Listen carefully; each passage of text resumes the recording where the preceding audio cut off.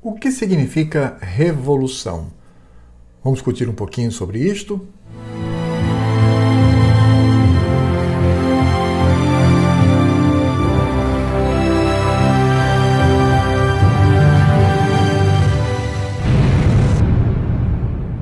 Olá, pessoal!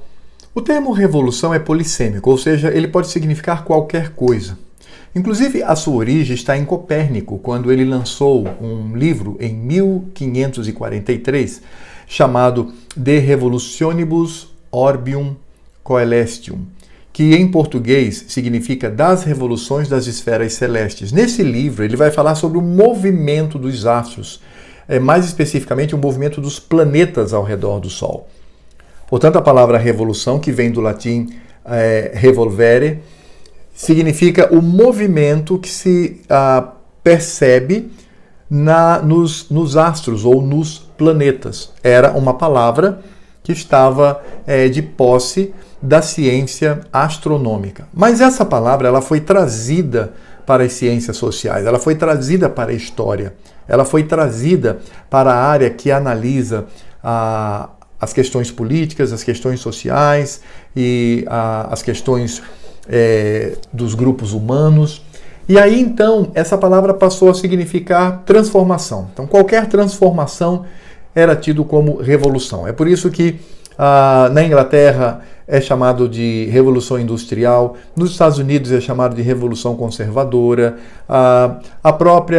na própria Idade Média você tem ali o surgimento dos primeiros cientistas, onde se coloca ali um processo revolucionário.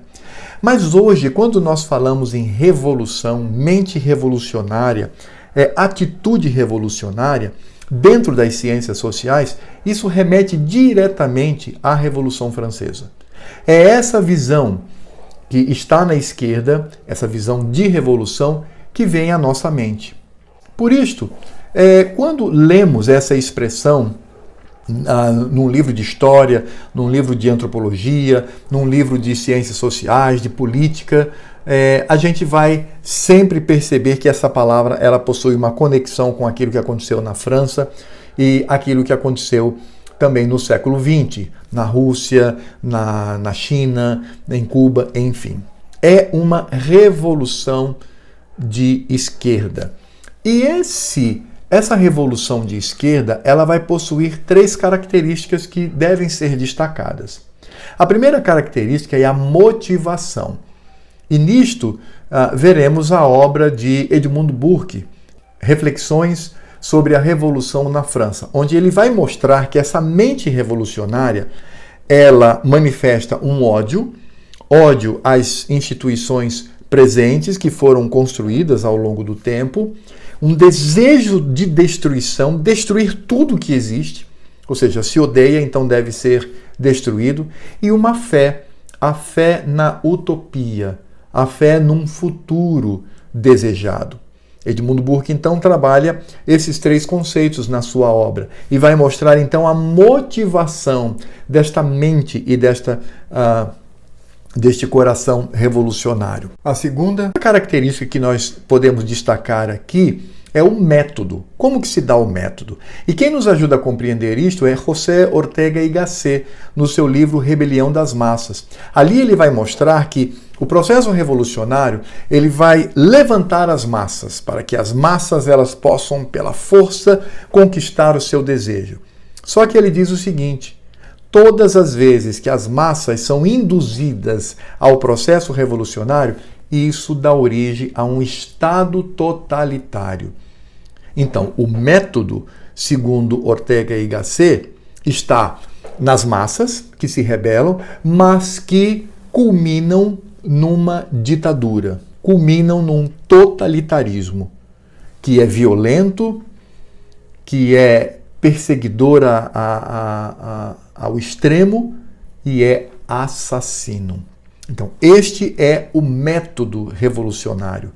É tomar as armas, ou então pressionar, destruir pela força, seja pela força das armas, seja pela força da intelectualidade, seja por qualquer força coercitiva, mas ela sempre será violenta, ela sempre vai induzir as massas e ela vai resultar num tipo de totalitarismo.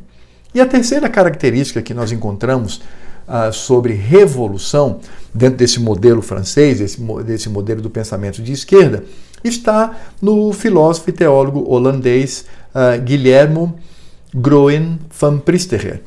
Ele vai dizer, num livro chamado Incredulidade e Revolução, que o sentimento maior que leva as pessoas a terem essa postura revolucionária é a incredulidade.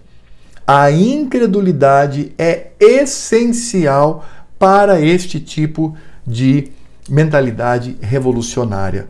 É por isso que essas revoluções, que têm como base a Revolução Francesa, elas de imediato vão perseguir a religião, vão perseguir a igreja, perseguir o evangelho.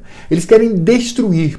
E há, de certa forma, uma força, existe por parte destes revolucionários uma gana para a destruição daquilo que está no transcendente, daquilo que é revelado, daquilo que está ligado ao evangelho. Portanto, essa mente revolucionária, ela tem que ser incrédula, tanto que Van Prijstegen diz que a única maneira de reverter ou curar um coração revolucionário é com a aplicação do evangelho.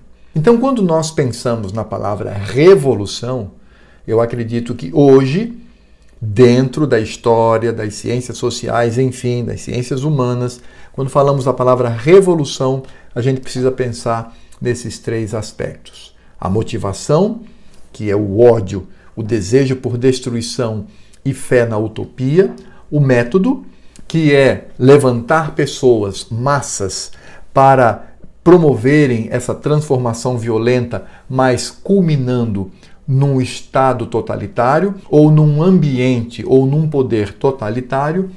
E o terceiro aspecto é que essa mente revolucionária, ela é, sem dúvida nenhuma, incrédula. Ela, de fato, é movida por esse aspecto, o aspecto da incredulidade. Bem, pessoal, quero agradecer por você ter me acompanhado até aqui, espero que você tenha gostado do vídeo e aquela recomendação de sempre. Se você está aqui pela primeira vez, por favor, se inscreva, acione o sininho para receber aí as notificações quando novos vídeos estiverem no ar. Se você que está inscrito, dá uma olhada, vê se o seu nome continua. Eu tenho percebido que no YouTube pessoas têm sido retiradas. Então dá uma olhada lá, dá uma checada. Se você foi retirado, vai lá, se inscreve novamente, compartilhe esse vídeo, compartilhe por suas mídias sociais, pelo YouTube, pelo Instagram, enfim, pelo Twitter. Compartilhe. Se você gosta desse conteúdo, acha que é relevante, compartilhe o máximo que você puder. E, se desejar, siga-me também nas minhas mídias e redes sociais que vão aparecer no finalzinho deste vídeo. E até a próxima.